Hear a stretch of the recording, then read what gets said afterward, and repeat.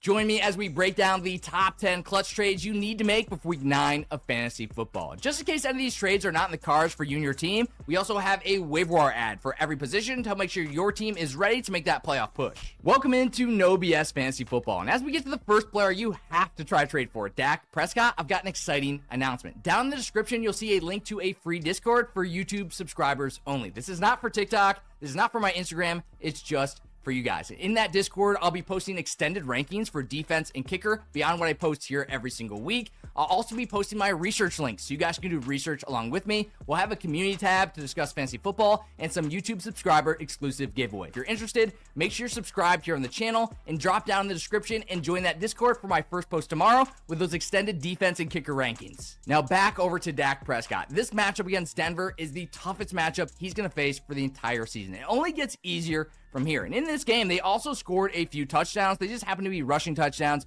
which obviously does not help Dak Prescott. The other thing I want to mention, he threw a couple picks, but he's also playing kind of with desperation to try to come back in this game. Most of the teams they're going to face, Arizona, the Raiders, the Eagles, the Chiefs may be a tough game there, but they're going to have to pass. Detroit, Minnesota, the Chargers, they're going to have to pass. The Commanders in week 17, amazing matchup. These are games where the Cowboys will need to pass, and it's going to be so much easier than this week against the Broncos. So I'm trying to buy low for a quarterback that was top 8 the previous 4 weeks. I won't waste too much time on this one, but I also want to trade for CeeDee Lamb, who had a little bit of a mediocre week, and I'm willing to buy high as someone I think will be a top 3 to top 5 receiver for the rest of the season. The next player you have to try to trade for is Jaylen Warren, especially if you're trying to make the playoffs. If you're like undefeated at this point, maybe don't trade for Warren because what I'm about to show you. So far, he's played an extremely difficult schedule. Playing New England, playing the Browns, playing Green Bay, and he had bad games in all 3 of those. Not too bad against the Patriots, 13 points, we'll take that. But check out the rest of his regular season schedule and consider they've already had the bye. He plays Cincinnati, Chicago, Buffalo, Baltimore, Miami in the first week of the playoffs. This is one of the easiest possible upcoming schedules. Now, in the playoffs,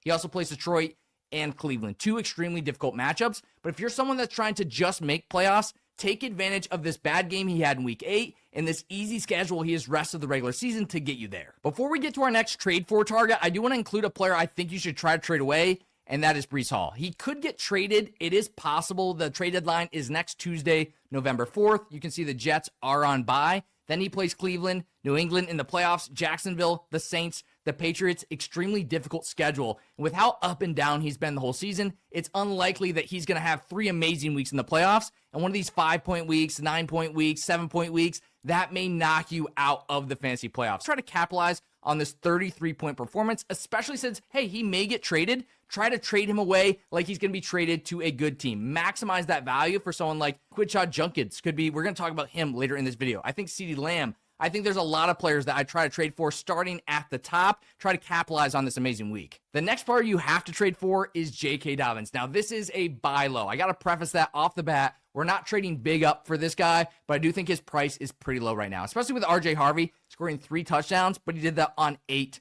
touches. We had 111 rush yards in this game. He did that on 15 carries. Pretty dang efficient, pretty awesome from J.K. Dobbins, but I will note, his schedule is pretty difficult. He does have 2 games against the Raiders, which I really like, but in the fantasy playoffs, he plays Green Bay, he plays Jacksonville, he plays Kansas City. It's going to be tougher to have some good games against those teams, so if you can really buy low, especially if you're a team, like we said with Warren, trying to make playoffs, this could be a cheap player that's worth risking it on to get for your team. Now, our first waiver out of the video, and remember we have at least one for every single position, is Troy Franklin, J.K. Dobbins' teammate, because that extremely tough running back schedule is actually a very easy wide receiver schedule. And he's coming off an amazing week where he was the wide receiver 1. Absolutely amazing. And the floor is actually a lot better than most people would think, especially for a guy that's available in 65% of leagues. He's only under 8 points 2 out of 8 weeks. For a guy you're getting off the waiver wire, that floor is okay. With this great weekly upside, definitely somebody worth adding. As we get to the next guy you have to trade for, make sure you hit that like and subscribe to get these waiver ads and these trade for targets every single week.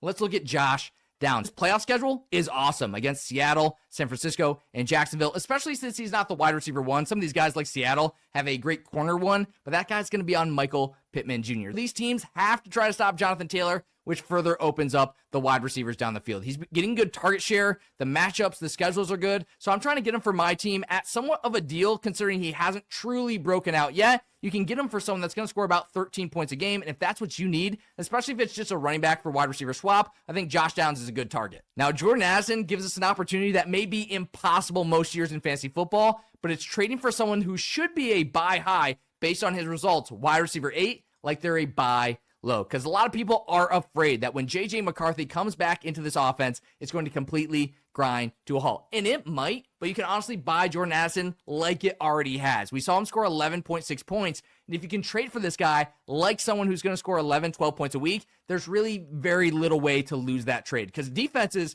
they have to focus on Justin Jefferson, meaning Jordan Addison with his talent is going to be open, and check out this schedule. Another reason you want to hit that subscribe is because most people are not looking ahead at schedules yet, but we are, and it is green after green after green. Detroit, Baltimore, Chicago, Green Bay, Seattle, Washington in the fantasy football playoffs, Dallas, New York, and then Detroit in week 17. With this amazing schedule, you have to try to get Jordan Addison for your team because he's going to win people championships. We'll do one more trade for target Joe Flacco, then 2 waiver ads for our running back position. But first, I got to talk about this guy, Joe Flacco. Now, I was big on adding him off the waiver wire. Some people thought he may be a one-week wonder, but I believed in this offense, in what they can do. Now, he has played some easy matchups against Pittsburgh, against the Jets. In the playoffs, though, he plays Baltimore and Miami. And with Jamar Chase, T. Higgins, Chase Brown, this offense is unlocked, especially with the terrible defense. And the best part, in your league, if Joe Flacco is somebody's backup, he's going to be extremely cheap. So I'd trade for him like he's going to get you about 18 points a game. If that's a good value for you, trade for him because it's really difficult to lose that trade, and you can probably get him extremely, extremely cheap if he is somebody's backup. Now, our first running back waiver ad, you already knew this one. This one's obvious, so I do have another one. But Tyrone Tracy, a must-add. He's available in about 50% of leagues with Cam Scatterbo going down.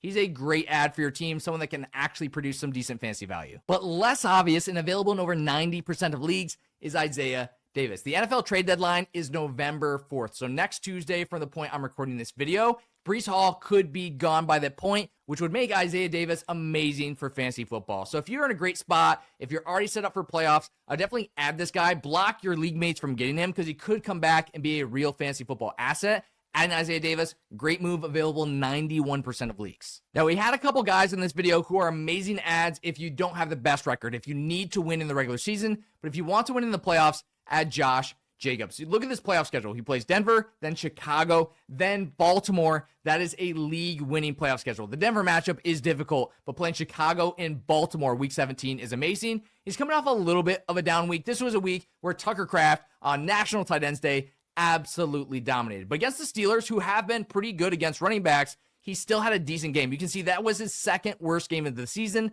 13.5 points. If you're trying to win a championship, having a floor of about 12 or 13 points is amazing because he's never going to lose you a week. But when we see what he can do, 31, 32, 19 points, he can absolutely win you a week. If you are bound for playoffs, I'm trying to buy high and get this guy on my roster because he could be a top 10, even top 5 running back for the rest of the season. Before we get to our tight end waiver ad, DeAndre Swift, despite how he's been good, is kind of a buy low, but also a sell high target. It depends on your record. Like if you're already locked into playoffs, you got to get this guy off your team because in playoffs, he plays Cleveland, Green Bay, and San Francisco. He's not going to help you win a championship playing those teams in the playoffs if you have to start him. But if you're trying to make playoffs, DeAndre Swift can actually make that happen. Next week, he plays Cincinnati, then the Giants, then Pittsburgh, then Philadelphia. These matchups are not that bad. Actually, some of them are extremely favorable. So if you got a bad record, I'd let them know, hey, this guy's not going to help me win a championship, but he can help me make playoffs. I can trade you a guy that may not help you make playoffs, but hey, you're already kind of in. He's got a great playoff schedule. That's a swap that can actually help both teams. And guys, if you're one of the teams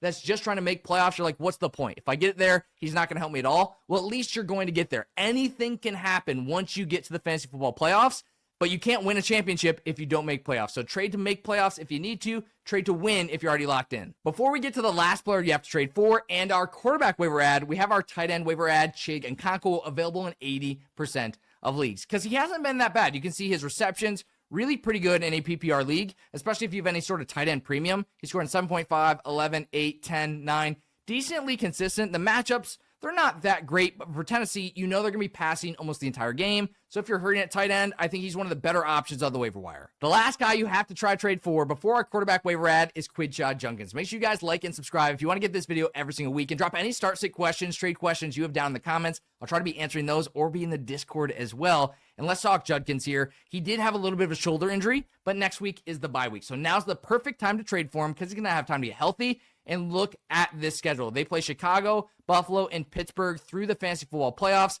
That's a pretty amazing schedule. No, he didn't do great against Pittsburgh in week 6, but with this easy schedule, he's going to get you to playoffs.